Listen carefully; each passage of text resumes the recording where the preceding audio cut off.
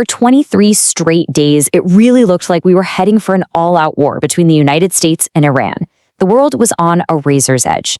And then, poof, it all just stopped. Out of nowhere, the conflict is on pause. So what on earth is going on? Let's get into it and break down one of the most surprising diplomatic shifts we've seen in a long, long time. I mean, just look at the difference here. The whiplash is incredible.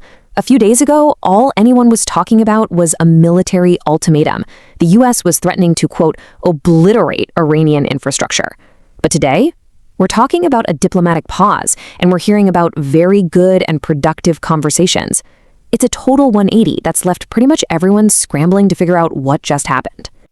So this is the big question, right? How in the world do you go from the absolute brink of war to the negotiating table in less than 48 hours? Well, to figure that out, you have to look past all the public statements, past the headlines, and into the kind of shadowy world of international diplomacy. And it all starts with something called a secret channel. You know, when two countries like the US and Iran don't have any formal relationship, no embassies, no ambassadors, they can't just pick up the phone. They have to get creative if they want to talk. And that's where this thing called back-channel diplomacy comes in. Think of it like a secret workaround.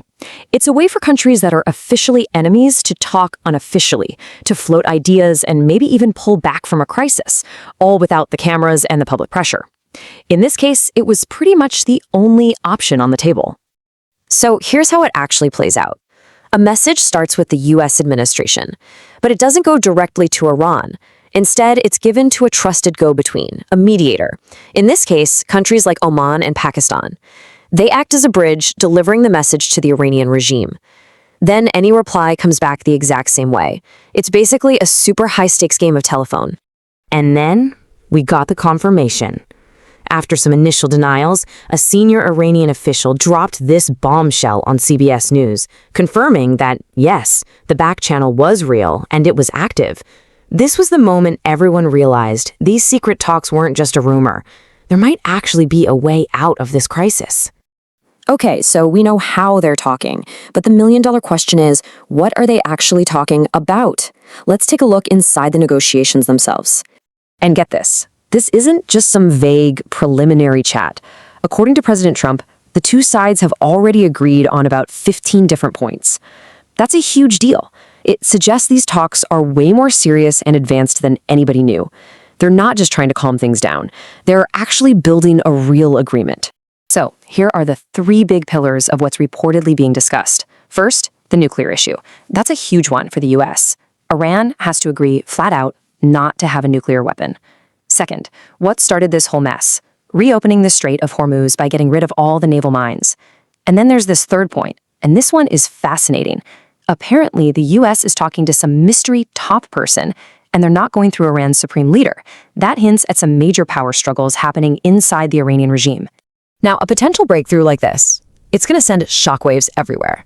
You can't have the US and Iran suddenly talking about peace without it affecting, well, everything, from the stock market to old alliances in the region.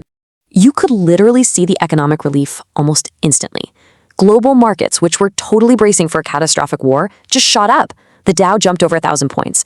That's the sound of the financial world breathing a massive collective sigh of relief. And if you really want to understand the stakes here, just look at oil prices. Brent crude oil dropped 10%. Now, why does that matter so much?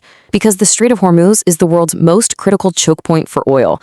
The fear of it closing was threatening to trigger a global energy crisis.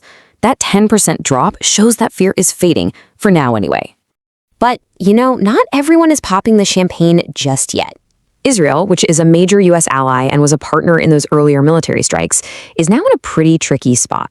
We know Prime Minister Netanyahu has spoken to President Trump and got some assurances. But for right now, they're basically watching from the sidelines as their number one enemy and their number one allies sit down to talk. Which brings us right back to now. And the one thing defining this moment is pressure. Immense pressure. Because this little window for diplomacy, it's not open forever. In fact, it's unbelievably short. And believe me, that clock is ticking loud. The US has only paused its military ultimatum for 5 days. That's it. So everyone involved, the diplomats, the mediators, the leaders, is in a flat-out sprint to turn those 15 points of agreement into a real solid deal before that deadline hits.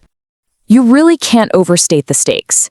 In the next few days, we're going to see one of two totally different futures play out. Path 1 is success. A historic peace deal gets signed, the 23-day war ends, and the Middle East is fundamentally changed.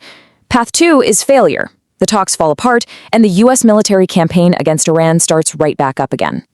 So where does all this leave us? What are we really watching here? Is this just a fragile truce, a temporary ceasefire because both sides are exhausted? Or could this be the real foundation for a lasting peace? We don't know the answer yet, but one thing is for sure. What's happened in the last 48 hours has already changed the game in the Middle East.